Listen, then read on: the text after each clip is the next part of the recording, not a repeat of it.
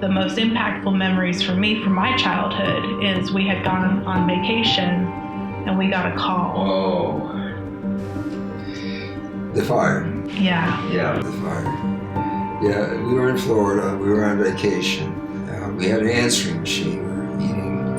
And after we finished dinner, we thought, well, let's check the messages. And there were several messages there going like, wow, this is really working great. Except the content of the messages were, where are you? We're trying to reach you. Your business. You might not know this, but your business is on fire. It's engulfed, and one after the other, the messages came through. Your business is in flames. How much of the business was consumed by that fire?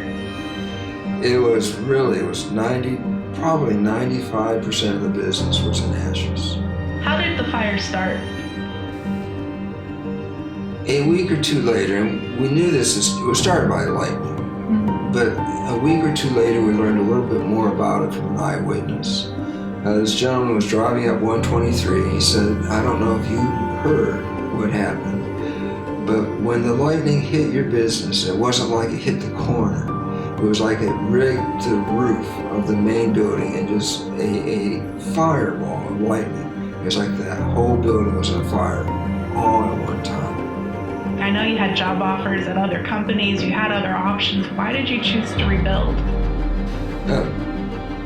That's a great opportunity to share some important things here. First of all, yes, I did have job offers. I had 2 plant manager positions that were opened up to me. And it's like, you may not want to build your business back. And so there were options.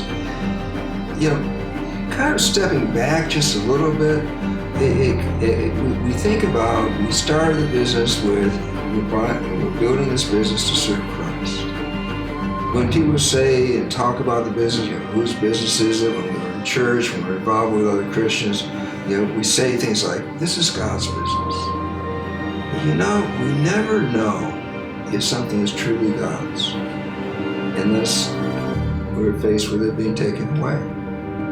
Then are we giving up something that's ours?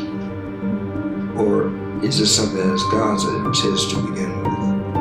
And my first thought was, when I heard the news, is, God, you're letting your business burn to the ground.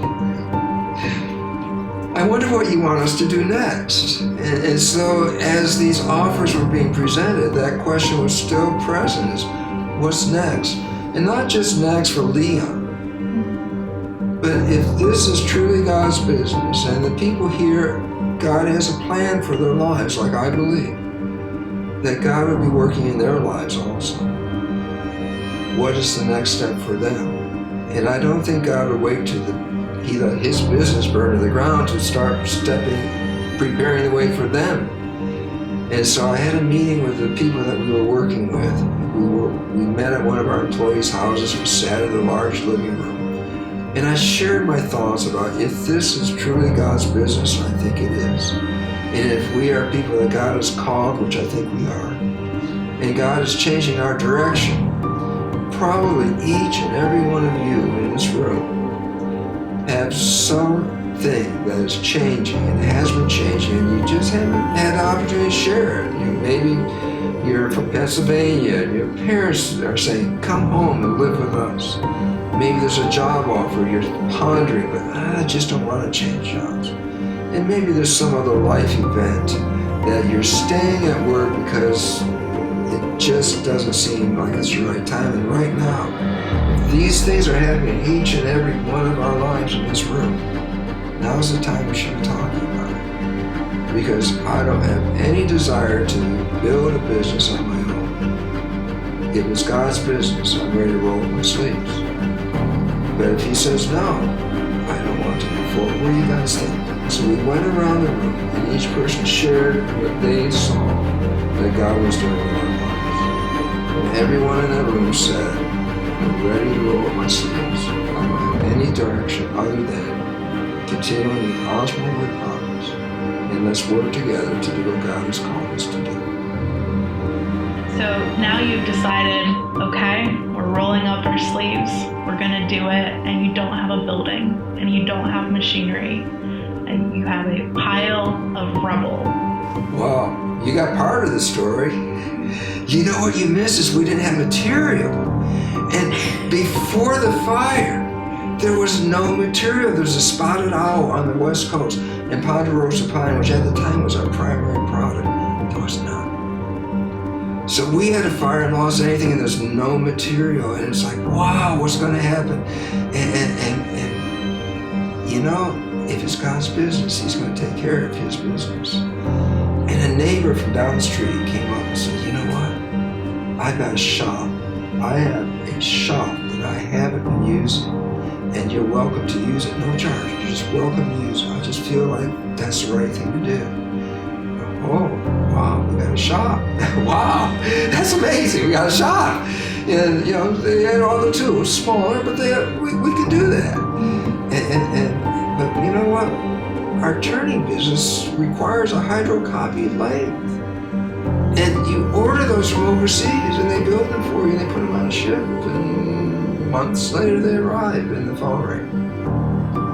And somebody that I knew said, God has told me to let you use my hydrocopy lathe for as long as you need it, that I'm closing my business, because God told me to do that. So Monday morning, we had a hydro lathe, we had a shop, and the phone rang. And my supplier from the West Coast of Ponderosa Pine says, hey Leon, Monday morning, a tractor and trailer load of Ponderosa Pine squares will be on its way to meet your needs. The lumber that was physically not there is coming. So we have a shop, we have material coming, we have a lathe. Where are we going to put it? And the phone rings again, and one of the local businesses said, you know, you probably don't have space, and we have spare warehouse space, and we've got forklift, and if you can bring in materials, we'll unload it for you, and we'll put it in our space for you, and don't worry about it. And you know, a local tool company said, Leon, you know, you're going to need hand tools, and we've been providing this for you, and don't worry about paying us. You know, when you are ready, you can pay us, but get anything and everything, you just tell me and we'll bring it to you. We had some other lumber companies say, you know what, don't pay us until you have your feet on you, whatever you need. Order it, bring it to you, and when you are on your feet, then we can settle things out. And there will be no term charges. It won't be like 2%, 10, that, you know, it's just regular 2% off anything that you need for as long as you need it, and when you can settle up, we'll settle up. And one after the other, members of the community, members of the business community stepped up and said, we're here to support you. And what I heard is we're here to support what God is doing in our community through Osborne Wood Products. What did we do to manage the customer commitments that we had before the fire? Well, one of the miracles in the fire is there was a person in the office, and there were actually two people in the building. One was in a warehouse that wasn't hit by lightning, and one person was in the office. And there was a book of all of the customers' orders that we were working on and going to be shipping, and he had the presence of mind to grab that book as he was dashing from the building. It was on fire. And so we sent that book home with one of our employees, and started calling all the people that we were going to let down, to let them know about the fire, what had happened, and that there was an interruption in business. And years later, you know, some of the people we called, you know, would say, you know what, I got a call after your fire. I had to get someone else for a few months, but I came back to you because of the way you managed the situation. So how long after the fire did it take for you to get back to where your feet were under you? I think it probably took a full year. You know, I think on the second week we were delivering products to some of our customers, And it was very, very difficult. I know Carl Hall, who's here today and has been here for over 25 years.